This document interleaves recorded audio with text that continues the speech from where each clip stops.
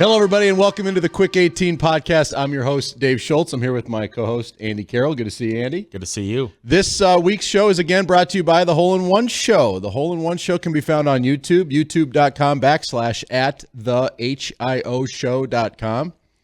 We have Season 6 airing right now. Just had the Fargo Country Club episode on Sunday nights, 10:35 on KVOY and KFYR. Let me lay out the show for you today.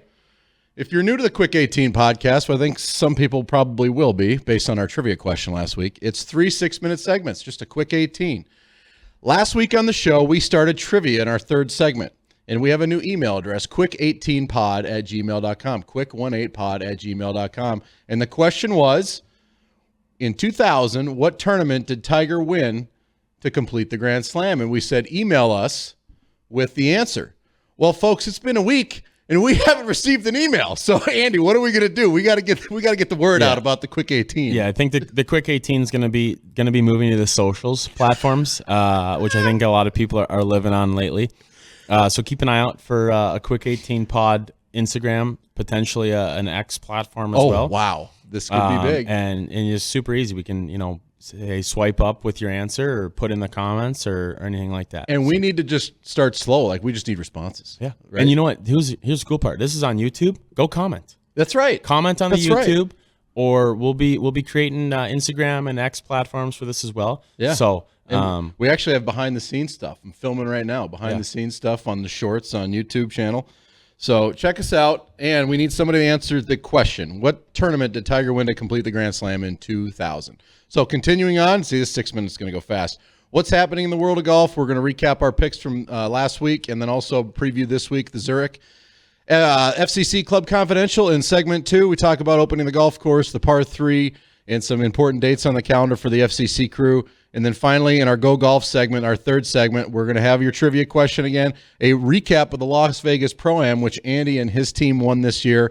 The next event for both of us, and then we're also going to touch on our most embarrassing golf moment while playing in a tournament. So that's in our third segment. But right now, last week you had a great pick, Daniel Berger. he's coming around. Had the PGA injury. He was like on the, what is it called, where they have the injury and then they get their card, but they get to keep it, and then they get a certain amount of events. So medical designation, medical, yep. Exemption, yep. Exemption. So good to see him come back, starting to play some good golf, and shows you can play golf without playing golf swing. Yeah, that was a good pick. You also had Corey Connors. Actually, Berger was your sleeper pick. Yeah, Berger was my sleeper. So I had Sahith and I had Ludwig. He came. He was a little tired. So through 2 weeks. Fortunately, picked Rory of the Masters, so I'm at $4.2 million. Andy's at $1.8 million, and so now this week we have the Zurich. Interesting format in the Zurich. Super interesting. With the split formats every other day, playing best ball and then alt shot. It's a fun tournament. You feel like these guys really come out of their shell when they get to play with a partner. Yeah. Which is going to be super fun to watch, and kind of a tournament where it's you've got the Masters and you've got an elevated event, and then it's another super fun event. So. Good little stretch of golf here. Good thing for the Zurich, right? I mean, having a format like this, who do they get in the field? Defending Master Champion Rory McIlroy is defending the tournament, and he's back in the field, and they're the favorites. Yeah, him and Lowry, obviously defending champs. The odds are they're plus 360. The next closest team is won't pay too much. Yeah, plus, you might get the win, but you're not going to get paid. So. All right, who's your pick? Are we doing that now? Let's do it right now. My pick is going to be Horschel and Hoagie. Tom is on it. Tom is playing great, right? Plus 2,800. That's my pick. Billy's playing some golf right now too. Gosh, I'm scrolling through here. Man, you'd hate to get too far down the lead. I mean, you can't get past there. I think I'm gonna go with Keith Mitchell and JT Poston. Okay, Keith's been playing some really good golf. JT Poston, arguably one of the best pound-for-pound players in the PGA Tour, and both of them can roll the rock. So that's my pick. Yeah, and hey, we had a playoff last week. Let's switch gears to last week. We got a playoff. JT, he won. That was pretty cool. He made a nice big putt on the playoff hole. JT, I mean, he's 2 really good weeks for golf back-to-back. Yeah. Rory back in the major circle. JT back in a big elevated event, both coming into the winner's circle. And I mean, JT mentioned it in his post-round presser. He's like, I have never had a putt to win a tournament of substantial length. He's had a bunch of tap-ins. Yeah. And yeah, I mean, for him, I mean, that's his first tournament win since he won the PGA in the playoff against Will Zalatoris in Tulsa. Yeah. So super excited for JT. That's pretty cool. Pretty cool. All right, next up, FCC Club Confidential. We'll go through all things FCC right after this.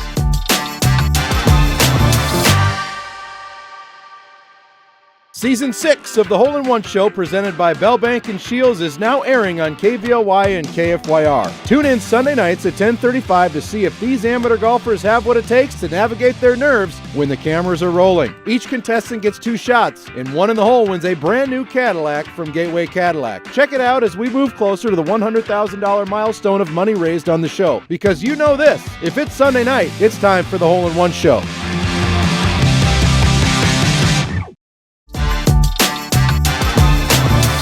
Guys, Andy Carroll here. Easter Sunday, gorgeous. Par 3's open, range is open. We're super excited about the 2025 year.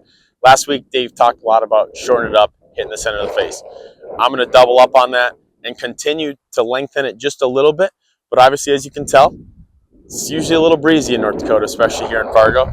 So today, we're going to talk about how to be able to flight a golf shot. So last week, we talked a lot about a new up-and-coming player who's been around for probably 2 years now, Ludwig Aubert. Short, compact, sticks his finish. Those are our 3 cues when we talk about being able to flight a golf shot and keep it under the wind. So for me, if I were to set up my normal 8-iron setup, ball's pretty much in the dead center of my stance. I'm pretty vertical. When I want to flight it, that ball's going to go back in my stance. Just one ball, not too much. Now I'm going to feel a little bit more vertical and a little bit more compact of a golf swing, and I'm going to abbreviate the follow through, but make sure I still get my belly button to the target.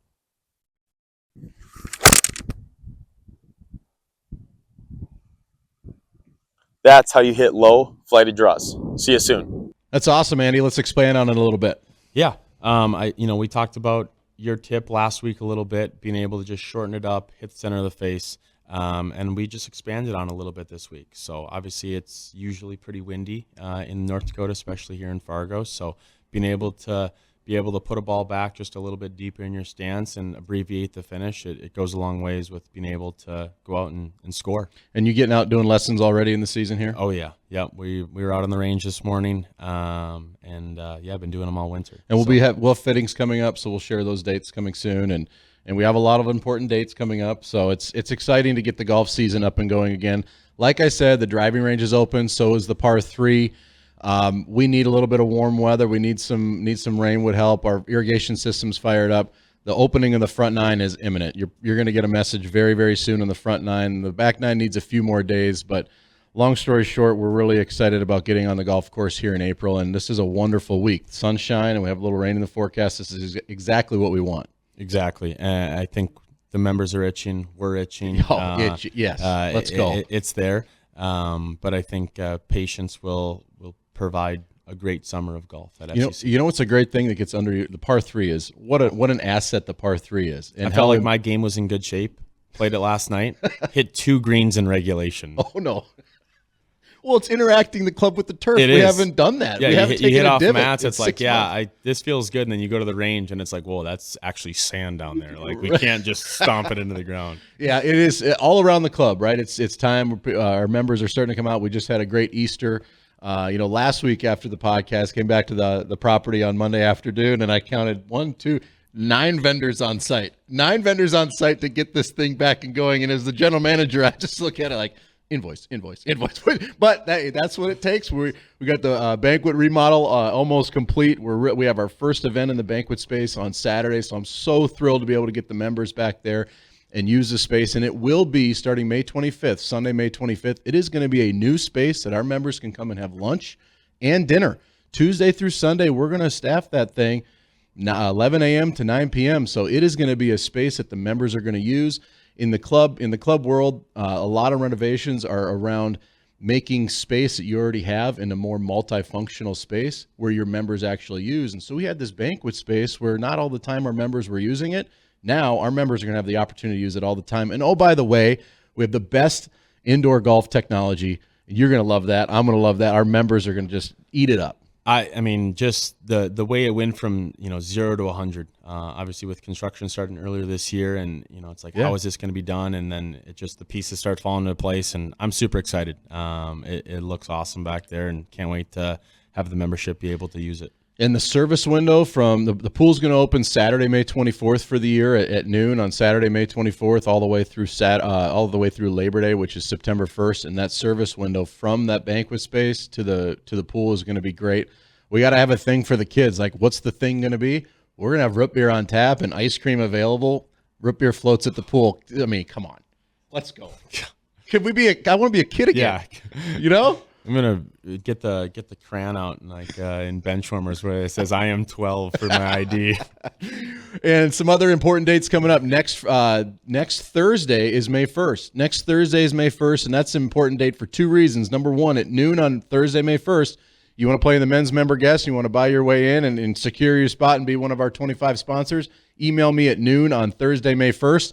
And then the big ladies fashion show, that's a big deal, Thursday night, May 1st. And I think we might have our first ever guest on the Quick 18 pod next week, Erin Ellert, our merchandiser. She may not know this yet or really want to do it, but we're going to beg her to be on the Quick 18 pod because next week is the ladies fashion show, and all of the new product is going to be laid out there for the ladies. I'm excited for the merch. Are we like co-hosts? Are we MCing this thing? Yeah. Oh, yeah. Hey, I actually asked my wife, what if Andy and I dressed up as Lloyd and Harry? Would that? I know you don't want to right now, but we need to get on it. I'm in wedding season right now with all my friends. I buy enough suits as it is right now. You don't want to buy an orange suit No. or a blue suit? Well, we got to do something because it's going to be a fun We'll night. do something fun. Now, spin it forward one more day, May 2nd. If you want to get yourself in the draft for the men's member guest, email me one day later on Friday, May 2nd. And then also the following Friday, May 9th is the opener, new tournament. Super fun format. I think we've got north of 20 teams already signed up. So goes back to the itch. Our members are ready to go play golf, and we're excited to produce some really good events and good stuff for the 2025 season. We can't wait to see you members out at the club. Cannot wait. It's going to be a great season, and we will see you out there soon. Next up, our Go Golf segment right after this. Hey, Hole in One Show fans, do you want your 2 shots on the show? Well, come on out and qualify. Every year we host qualifiers to see who makes the show, and they are a ton of fun. Great shot. We have our first shot in the circle. The qualifying location, dates, and times will be published on August 15th on the show's website, theholeinoneshow.com. We need a hole in one on this show, and we'd love for you to be the one to do it. So mark your calendars to join the fun. Check out theholeinoneshow.com and get yourself in the game. Welcome back, everybody, to the Quick 18 podcast. This thing is flying. This is way too much fun. It's so much fun. All right, trivia. What tournament, let's try this again. What tournament did Tiger Woods win to complete the Grand Slam in 2000? Right now, we only have one way to win your dozen golf balls, and that's to email quick18pod@gmail.com. Or comment below on the YouTube page. Hey, how about it? We're going to get this golf. We're going to have a new trivia question next week. But we have to have a winner before we can have a new trivia. That's correct. All right, now I have to give props to the winning team for the Las Vegas Pro-Am. The Minnesota section, I mean, the best PGA section in the country, and they put on a destination Pro-Am in Las Vegas in early March. I went last year. I was fortunate enough to take 4 members from the club, 3 members from the club and a friend, and we won the tournament. It was a lot of fun, and the word got out, and Andy's here now at the club, and other guys wanted to play, so Andy brought a team. We had 10 guys in Las Vegas playing this thing, and Andy's team won this year, and I'm so thrilled for it. Talk about the squad you brought. Let's say their names, and who was the all-star? Who was the MVP of your team? Yeah, so obviously Dave and his team went last year, and rumor gets around the club and to the members that, how exciting it was, and the hospitality and the golf courses. And I was like, yeah, you know what, Vegas in March, it's golf. Okay. And, so it was myself, Ryan Heyer, Travis Bronigal, Zach Birchie, and Eric Laufenberg, and we had an absolute blast. We had a couple team building activities before we went, which I think really was the glue to our success. What did your team? What was team building? What did you do? Because we didn't, and that might be the problem. What did you guys do? Pull tabs at what is it, sports code or bar code or something like that? Sports code, yeah. Sports bar. There's so many bars in this place. It's There incredible. are. Like everywhere you go, it's like, do I need gas? No, I need to play some pull tabs and have a I beer. mean, you guys were probably the favorites going in, but if everybody would have known you were pulling pull tabs as team bonding before nobody had a chance. Yeah, no one had a chance. But no, I mean, I think top to bottom, I think, Ryan Heyer played some really good golf. He went to bed early one night. He went to bed really early one night. Like cheating. That's cheating in it's Vegas. cheating in You don't go to Vegas. bed early. Yeah. But no, it was fun to get out there, and obviously to have two teams out there was so much fun. Yeah. Some post round hanging out. So yeah, it was a blast, and I think there'll be two more teams going. Well, and I back to said FCC. if you win, you have a lifetime exemption. That's not a real thing. But if you think you have a lifetime exemption, well then tell the family that, hey, I'm sorry, I got to go back. Hey, I have to go play. back. Have to go. Have to go. Shucks. And we had two teams from the FCC. Of all the golf courses in the section, there was 14 total. So we need all the golf courses. Hey, get more teams. Let's make this thing a bigger thing. But I was really proud to be able to bring two teams from the FCC. That was fun. So much fun. Yep. And now, what's your next event? Next event will be Minnesota 4-ball at Olympic Hills just prior to U.S. Open qualifying. May 5th then, right? May 5th, yep, May 5th at Olympic Hills. And then right after that, the next day, playing the Legends Club in Lakeville, Prior Lake area for hopefully a redemption story after last year missing U.S. Open locals by one. Talk about it. What happened last year? Was hitting Your it Sioux Falls? Yeah, Sioux Falls Country Club. Wasn't it blowing like 100? Yeah, it was blowing 40 No big deal. with a little rain, and hit the golf ball really, really well all day, and ended up on the back edge of a par 3 in the fringe. And I feel like I trust my wedges from anywhere. I'm not a very I don't say I'm not a good putter, but I trust my wedges from everywhere, so I rarely putt through fringe. If not on the green, 85% chance I'm chipping it. Wow. Just because I like to know what it's doing, and I think especially early, you get some different grasses, and some of it's mowed really short, some of it's mowed, and you can get kind of bouncy ones, get away from you, leave it short. So I like what to happened? chip. I laid the sod over a 60 degree. That's exactly why you putt. Made bogey, and then knew I had to make birdie coming in. Gave myself like 3 looks coming down on my 16th, 17th, and 18th hole, and missed probably 3 10-footers in a row, all for birdies, coming down the stretch to miss it by 1. So to let everyone know, U.S. Open qualifying, you have to go through a local qualifier, which is 18 holes, give or take 80. I mean, the numbers vary, wherever you're at. I'm going to Sioux Falls this year on Monday, May 5th. I think our place is 84 for 4. Yep. So you have to finish in the top 4 out of 84 to get through. And then the next round is June 2nd, and that's the longest day in professional golf. That's 36 holes in one day. And if you qualify there, then you're in the actual Open. That's the cool thing about the U.S. Open. You sign up and you play 3 good rounds of golf, you're in the U.S. Open. So anyway, good luck to you. Oakmont, too, Yep, this good year. luck to you. My next golf tournament is actually, it's a major, especially on the home front. I don't think you know this. I'm playing this weekend, Saturday, April 26th, in the Maple River Early Bird Scramble at 11 a.m. with my wife and Kelsey and Mike Dragosevich. This Saturday? This is a major. Yes, this is Talk of the Kitchen. This is I haven't heard if we have to wear the same matching clothes, but I'm sure something along the lines this week. We are excited for 11 a.m. ball and air 4-person scramble. See, this is why I hate weddings. You got a wedding. You're in wedding season. I'm You are in wedding season of your life. You're in your late 20s. Yeah. Yeah. Best friend from Northfield's getting married this Saturday, or else What an idiot. Or else I'd be texting Zach Birchie right now and saying, hey, we're playing. Oh, man. Well, we were going to get to the most embarrassing experience in tournament golf. We can if we decide to go over quick 18. You want to go over? Let's go over. Are you ready? Quick E9. All right. Quick E9. Quick E3. Yeah, quick E3. All right. What's your most embarrassing experience in tournament golf? I would say it's my first year playing any type of golf. Obviously, I picked up the game late, playing in a summer event down at the Jewel in Lake City, Minnesota, and played really well. First ever junior PGA tournament, play well, shoot like 73 or 74, and driving home and go to reach for my chapstick, and my scorecard's in my pocket. Oh. And I'm like, well, Keep you up at night. Well, they do live scoring. And this is my first ever tournament. like I don't read the bylaws and like manual scoring and everything like that. Now I do.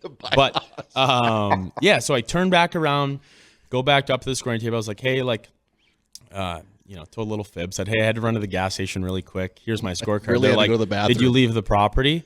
And I was like, yes. And good so on I ya. got DQ'd. And Dairy Queen. Nothing good about Dairy Queen. And had I actually signed the scorecard, I would have gotten into like this tournament champions because I actually would have won the event. So that was by far the most embarrassing. That's heartbreaking. Yeah. Well, I have something too, but it does, and it revolves around the scoring area, but it's truly embarrassing. I flew all the way to North Carolina to play a Hooters Tour event. I used to have a mini tour event called the Hooters Tour. And on the first hole is a long downhill, par 4, downhill, so the ball's in the air. It felt like 3 minutes. Water on the right, OB on the left. Let's just say I hit 4 tee shots. 4 tee shots. When you know when you want the water to be your result after ripping it OB a couple of times, you know you're in a bad spot. So I started with a 10. I have 6 over through 1. I had been on the nationwide tour for 3 years, so I'd played some golf at a decent level, and I'm back playing the mini tours, trying to get the game right for Q School. And I spin around the front something like 44, 45. It was a bad situation. I'm halfway through the back 9, and now I'm 12, 13 over, and I actually started working on my swing. Like, I wasn't even worried about score. I'm trying to make the most out of this $2,000 I've just invested to play this mini tour event. I end up missing the green of last hole on 18 with 6 iron, make 5. I walk into the scorer's tent for a crowd-pleasing 88. 88, first round of a mini tour event. And I'm thinking, I got to spin this positive. I got to get ready for tomorrow. I'm going to go to the range and try and make the most out of this. And I signed my card, and I was like, all right, guys, we'll see you tomorrow. And everybody was quiet. And the little old lady across the scoring tent, she looked at me. She said, I'm sorry, sir. We have a rule on the Hooters Tour. If you don't shoot 87 or better, you can't play in the second round. I got cut before the cut in a mini tour event. I was speechless. I didn't know, and I agree with it because I've played with guys that shoot high, and I go, that makes sense. I didn't know that was a rule. I didn't know I had to read the bylaws of that in this tournament. I said, well, guys, I'll see you tomorrow on the range, but play well, I guess. And so I came out the next morning in practice, but it was a tough moment in the old I knew then I'd be wearing suits somewhere pretty soon, because when you miss the cut before the cut, that's the problem. So it makes me feel like I need to go to the range right now. What's up? 30 seconds. Yeah. So see, your most embarrassing moment, you won the tournament, and my most embarrassing moment, I got cut before the cut. No, I finished at the bottom of the leaderboard because I didn't sign my card and give it to him. But last year's State Open qualifier at the Preserve, there's this hard dog leg right par 4. I think it's maybe 15 or 15. And I think it was the first time, for sure, in my golfing career ever. I hit 7 golf shots off of the tee. And got to circle my card and made birdie. Oh, really? Yeah. The guy I'm playing with, thought you were in the Blair Witch. Well, I twirled it. And he's like, that's too far right.